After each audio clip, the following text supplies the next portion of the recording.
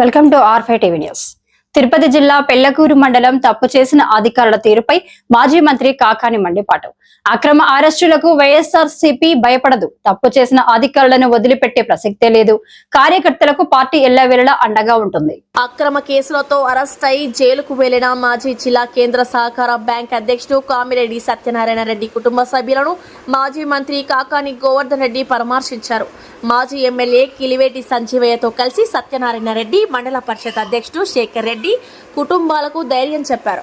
ఇసుక అక్రమ రవాణాను ప్రశ్నించినందుకు ప్రతీకారంగా కఠినమైన సెక్షన్లతో కేసులు నమోదు చేసి జైలుకు పంపడాన్ని ఆయన తీవ్రంగా ఖండించారు. అధికారంలోకి వచ్చిన తర్వాత ఎవరైతే ఈ ప్రభుత్వంలో జరుగుతున్నటువంటి అవినీతి గాని, అరాచకం గాని, అనైతిక కార్యక్రమాలు గాని ప్రశ్నిస్తే ఆ ప్రశ్నించేటువంటి వాళ్ళ మీద కేసులు నమోదు చేయడం, వాళ్ళ మీద నాన్ బెయిలబుల్ కేసులు పెట్టి అరెస్ట్ చేయడం, వాళ్ళని అనేక రకాలైనటువంటి ఇబ్బందులు పెట్టడం, జైలుకి పంపించడం అనేటువంటిది ఒక అలవాటుగా, ఆనవాయితీగా మారిపోయింది. అందులో భాగంగా ఈరోజు జిల్లా కేంద్ర సహకార బ్యాంక్ అధ్యక్షుడిగా పనిచేసి ఒక సీనియర్ వైఎస్ఆర్ కాంగ్రెస్ పార్టీకి సంబంధించినటువంటి సీనియర్ నాయకుడైనటువంటి కామిరెడ్డి సత్యనారాయణ రెడ్డి గారి మీద లేనిపోయినటువంటి సెక్షన్లన్నీ నమోదు చేసి ఈరోజు ఆయన్ని అరెస్ట్ చేసి జైలుకి పంపించడం జరిగింది. జరిగినటువంటి ఉదంతాన్ని ఒక్కసారి చూస్తే ఎక్కడో ఇసుకకు సంబంధించి అక్రమంగా తరలిస్తున్నారు అని చెప్పి ఇది ఎంత మేర అనుమతులు ఉన్నాయి, మీరు ఏ విధంగా దీన్ని తరలిస్తున్నారు, నిబంధనలకు విరుద్ధంగా తరలిస్తున్నారా, నిబంధనలను అనుసరించి మీరు అక్రమంగా ఇసుకను తరలిస్తున్నారు అనేటువంటిది పరిశీలించడానికి మా సోదరుడు మాజీ శాసనసభ్యులు కిలివేటి సంజీవయ్య గారు, సత్యనారాయణ రెడ్డి గారు, ఆయనతో పాటు ఈ గ్రామానికి సంబంధించినటువంటి కొంతమంది మండల స్థాయి నాయకులు అందరూ కలిసి వెళ్లి పరిశీలించడం జరిగింది. జడ్పీటీసీ గారు, అందరూ రైతులు అందరూ కలిసి వెళ్లి పరిశీలించడం జరిగింది. అక్కడ అనుమతి లేకుండానే మిషనరీ వాడుతున్నారు, రకరకాలైనటువంటి అక్రమంగా ఇసుక రవాణా అవుతుందని చెప్పి వాళ్ళు మాట్లాడినటువంటి మీదట ఈరోజు మమ్మల్ని ప్రశ్నిస్తారా, మేము చేసేటువంటి కార్యక్రమాలను అడ్డుకుంటారా, మీరు మాకు వ్యతిరేకంగా వ్యవహరిస్తారా అనేటువంటి విధంగా ఈరోజు దాని మీద కేసులు పెట్టడం. పోలీసులు ఏ విధంగా తయారయ్యారంటే ఉన్నటువంటి కేసు రాసి సెక్షన్లో నమోదు చేసేటువంటి ఆనవాయితీ ఉండదు. అయ్యా ఇదిగో ఇది జరిగింది అంటే దాన్ని బట్టి విచారణకి దాన్ని ఫిర్యాదు తీసుకున్న తర్వాత ఆ ఫిర్యాదుని ఒకసారి పరిశీలించి ఏ సెక్షన్ కింద నమోదు చేయాలనేటువంటి ఆలోచన ఉండేది. ఇప్పుడు మరి ఈ ఎస్ఐలు, సిఐలు ఏ విధంగా తయారైపోయారంటే పాపం కూటమి ప్రభుత్వమే శాశ్వతంగా ఉంటుంది, వీళ్ళే వాళ్ళని ఎల్లకాలం రక్షిస్తారు కాబట్టి మాకు కూటమి ప్రభుత్వం ఉంటేనే మాకు మనుగడ అన్నట్టుగా తయారయ్యి, కూటమి ప్రభుత్వం ఉంది కాబట్టి మాకు ఢోకా లేదన్నట్టుగా భావించి ఏ విధంగా వీళ్ళ మీద నాన్ బెయిలబుల్ కేసులు పెట్టాలి, అక్రమంగా కేసులు బనాయించాలి, జైలుకు పంపించాలి అనేటువంటి దాని మీద ఏ సెక్షన్ పెడితే జైలుకు పోతారు, 7 ఏళ్ళు దాటి 10 ఏళ్ల వరకు ఉండేటువంటి సెక్షన్ పెట్టాలి, ఆ 10 ఏళ్ళ సెక్షన్ పెట్టాలంటే వీళ్ళ దగ్గర ఫిర్యాదు ఏ విధంగా తీసుకోవాలి అంటే ఇది పోలీసు వ్యవస్థలో ఎప్పుడు వినలేదు. జరగకూడనటువంటి పనులు వాటిని బట్టి వాటి మీద కేసు నమోదు చేసి వెంటనే మ్యాజిస్ట్రేట్ ముందు హాజరుపరచడం, వాస్తవంగా న్యాయస్థానం 10 ఏళ్ళు శిక్ష పడేటువంటి సెక్షన్లు ఉన్నాయి కాబట్టి రిమాండ్ ఇచ్చేటువంటి పరిస్థితి. అందుకే ఈరోజు సత్యనారాయణ రెడ్డి గారిని అక్రమ కేసు బనాయించి అరెస్ట్ చేసిన తర్వాత మేము సంజీవయ్య కేసులో ఆయన న్యాయస్థానాన్ని ఆశ్రయిస్తే ఉన్నటువంటి సెక్షన్లు అసలు ఏ సెక్షన్లు అయితే నమోదు చేయకూడదో, నమోదు చేయడానికి అవకాశం లేదో, వీలు లేదో అటువంటి సెక్షన్లు పోలీసులు నమోదు చేశారని చెప్పి మాట్లాడిన మీదట దానికి సంబంధించి మీరు అరెస్ట్ చేయొద్దు అంటూ ఆదేశాలు ఇవ్వడం జరిగింది. టెంపరీ రిలీఫ్ ఇచ్చి కింద కోర్టులో మీరు యాంటిసిపేటరీ బెయిల్ తీసుకోండి అని చెప్పి ఇవ్వడం జరిగింది.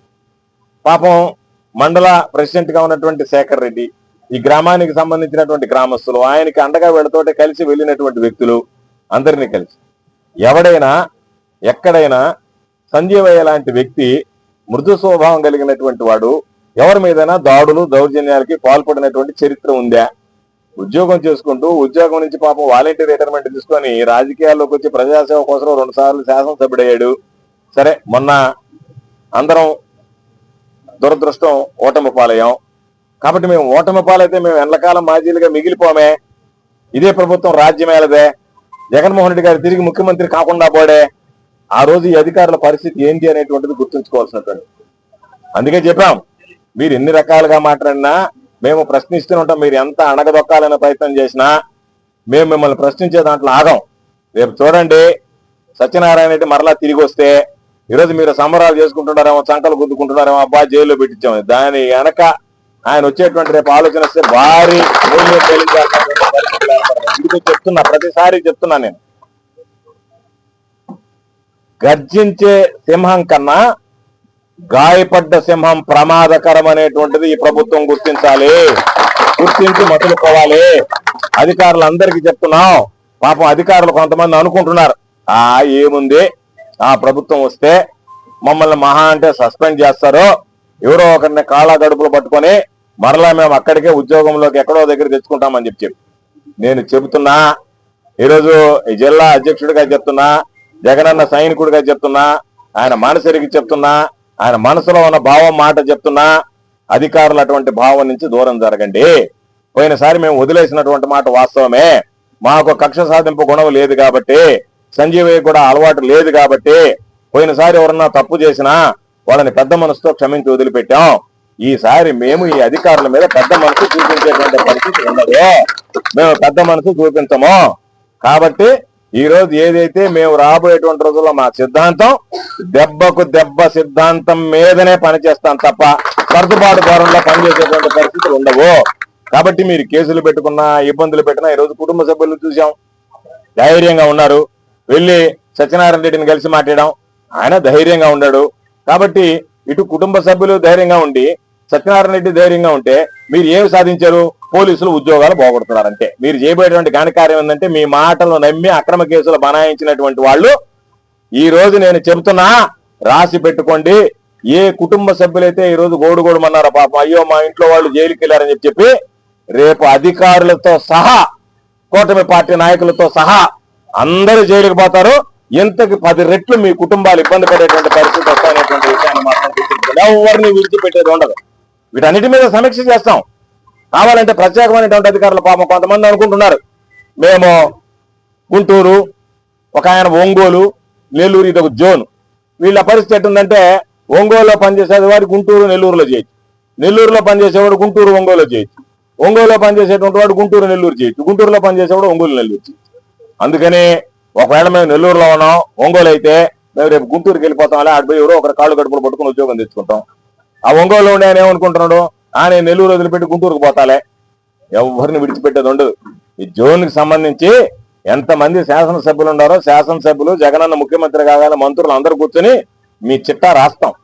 రాసి ఏ ఎమ్మెల్యే, ఏ ఎస్ఐ మీద, ఏ సిఐ మీద, ఏ డిఎస్పీ మీద, ఏ ఎస్పీ మీద ఫిర్యాదు చేస్తాడో వాళ్ళకి ఒక్కొక్కరికి చుక్కలు చూపించేటువంటి విధంగా ఉంటుంది తప్ప ఎవరిని విడిచిపెట్టేటువంటి. మీరు పేరులాగా ఇక్కడి నుంచి పరారై ఇంకో దగ్గరికి వెళితే, ఇప్పుడు చాలా మంది చాలా నాటకాలు ఆడుతున్నారు. ఇక్కడ ఉంటారు సూళ్ళూరుపేటలో, నాకు ఫోన్ చేస్తారు, సార్ మన పార్టీ బాగుంది కదా, జగనన్న మళ్ళీ వస్తాడు కదా, ఇబ్బంది లేదు కదా మనకి. నేను అనుకుంటా, అబ్బా వీళ్ళు ఎంత బ్రహ్మాండమైనటువంటి వాడు అధికారులు, అభినయాడు మనవాడు ఈపు బగల కొడతాడు. ఆడ సర్వేపల్లిలో ఉంటాడు, ఆడ మనవాడు ఈపు బగల కొడతాడు. సంజయ్కి ఫోన్ చేస్తాడు, సార్ ఏమి డోకా లేదు కదా, మన పార్టీ మళ్ళీ వస్తుంది కదా, జగనన్న మళ్ళీ ముఖ్యమంత్రి అవుతాడు కదా అంటే, సంజయ్ అన్నా వీళ్ళందరూ మనం అధికారం లేనప్పుడు కూడా మన అభిమానం చెప్పి మళ్ళీ ఇక్కడ తెచ్చుకుంటారు. సర్వేపల్లిలోడు సూళ్ళూరుపేటకు రావచ్చు, సూళ్ళూరుపేట సర్వేపల్లికి రావచ్చు, ఏదో ఒక విధంగా పబ్బం గడుపుకోవచ్చు అని ఆలోచనలు ఉన్నాడు. ఏమి జరగదు, ఆ పప్పులే ఉడకవు. ఈసారి అందరు కలిసి చిట్టా రాస్తాం. రాసిన దాన్ని బట్టి జగన్మోహన్ రెడ్డి గారు చెప్పినట్టుగా సప్త సముద్రాల అవతలున్నా మీరు పదవి విరమణ చేసి వదిలేసిన మిమ్మల్ని వదిలేటువంటి ప్రసక్తి ఉండదు, తప్పు చేసినటువంటి వాడిని అనేటువంటి స్పష్టం చేస్తున్నాం. కాబట్టి ఈరోజు తాత్కాలికమైనటువంటి ఆనందమే తప్ప రాబోయేటువంటి రోజుల్లో మీరు వాళ్ళ మాటలని జీవ్ హుజూర్ అని చెప్పి వాళ్ళు చెప్పిందల్లా ఈయన వాళ్ళ అడుగులకు ముడుగులెత్తి అధికారులు ఎంత ఇబ్బంది పడతారనేటువంటి భవిష్యత్తులో చూస్తారని చెప్పి సందర్భంగా తెలియజేస్తూ, ఆ కుటుంబానికి జగన్మోహన్ రెడ్డి గారు మాతో మాట్లాడాడు, ఆ కుటుంబానికి సంబంధించి కుటుంబ సభ్యులతో మాట్లాడాడు, నిన్న ప్రభావతమ్మతో మాట్లాడాడు, సత్యనారాయణ రెడ్డి గురించి ఆయన వాకప్ చేశాడు, మాతో కూడా మాట్లాడాడు. అవసరమైతే న్యాయ పోరాటం చేయడానికి ఎక్కడెక్కడ ఏమేమి అవసరాలు ఉన్నాయో అన్ని కూడా మీరు పరిశీలించండి, న్యాయస్థానం ద్వారా ఈ కోర్టును ఎదుర్కోండి అని చెప్పి కూడా ఆయన చెప్పడం జరిగింది. మాకున్నటువంటి ధైర్యం, మాకు వారసత్వం, ప్రతి ఒక్కరికి తల్లిదండ్రుల నుంచి వచ్చేటువంటి వారసత్వం ఏంటంటే ఆస్తి. మా వైఎస్ఆర్ కాంగ్రెస్ పార్టీ మా ఆస్తి, మా నాయకుడు జగన్మోహన్ రెడ్డి గారి గుండె ధైర్యం అని చెప్పి ఈ సందర్భంగా తెలుస్తున్నాను. అందుకనే ఆయన గుండె ధైర్యం వారసత్వంగా ఉండేటువంటి మా వారసత్వం ఆయన గుండె ధైర్యం. ఆయన గుండె ధైర్యానికి వారసులుగా పనిచేసేటువంటి వాళ్ళం వైఎస్ఆర్ కాంగ్రెస్ పార్టీ సాధారణ నాయకులు, కార్యకర్తలు. కాబట్టి ఖచ్చితంగా ఆ వారసత్వాన్ని పుణికిపుచ్చుకొని ఇటువంటి ఉడత బెదిరింపులకు భయపడేటువంటి పిరికి వాళ్ళం కాదు. ఖచ్చితంగా వీటిని ఎదుర్కోగలిగినటువంటి చావ, సత్తా, శక్తి, సామర్థ్యం, గుండె ధైర్యం అన్ని మా నాయకుడి ద్వారా మాకు ప్రసాదించబడ్డాయి. కాబట్టి ఎక్కడ కూడా మేము వాటి గురించి ఆలోచన చేసేటువంటి పరిస్థితి ఉండదు. తప్పనిసరిగా రేపు అందరూ కూడా రేపు ఈ బెయిల్కి సంబంధించినటువంటి దాంట్లో న్యాయస్థానాన్ని ఆశ్రయించాం. న్యాయస్థానం ముందు మా వాదనలు వినిపిస్తాం. ఖచ్చితంగా మీరు ఎన్ని రకాలైనటువంటి ఇబ్బందులు పెట్టి వాయిదాలు కోరినా మరలా ఈ రోజు సత్యనారాయణ రెడ్డి మీద ఇంకొక పీటీ వారెంట్ వేశారు. ఆ పీటీ వారెంట్ వేసి మరలా దాని మీద రిమాండ్, మరలా ఇంకొక పీటీ వారెంట్ వేయాలని ఆలోచన ఉన్నారు. కాబట్టి నా మీద 7 పీటీ వారెంట్లు వేశారు ఒక దానితో పాటు. అంటే మొత్తం 8 కేసులు బనాయించారు. వాడుంటే 3 నెలలు జైల్లో ఉన్నాం. ఆ తర్వాత వచ్చాం. మేము ప్రశ్నించేటువంటి తత్వం మా అలవాటు మానుకోలేదు కదా, మేము కొనసాగుతున్నాం కదా.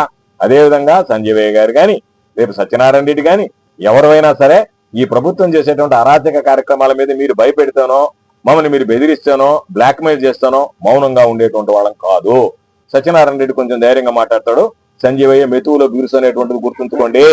సంజయ్ మామూలుగా సౌమ్యంగా మీరు అనుకున్నంత విధంగా అన్నిటికి ఊకొడతాడు అనేటువంటి విధంగా ఆలోచన చేయబాకండి. మంచిగా ఉంటాడు.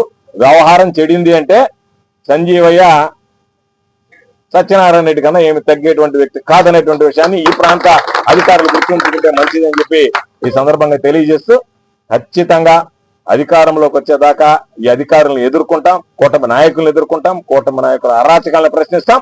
అధికారంలోకి వచ్చిన తర్వాత వీటన్నిటి మీద విచారణ జరిపి బాధ్యులైనటువంటి వాళ్ళందరి మీద చర్యలు తీసుకుంటాం. మరలా జగనన్న అభివృద్ధి సంక్షేమ కార్యక్రమం అనేటువంటిది ప్రజలకు ఏ విధంగా ఉంటుందనేటువంటిది మీరు చూస్తారు. ఇప్పుడు చూస్తే పరిస్థితి, జగన్మోహన్ రెడ్డి గారు ఒక మాట అన్నాడు. ఏమని? మావి గన్ అని. గన్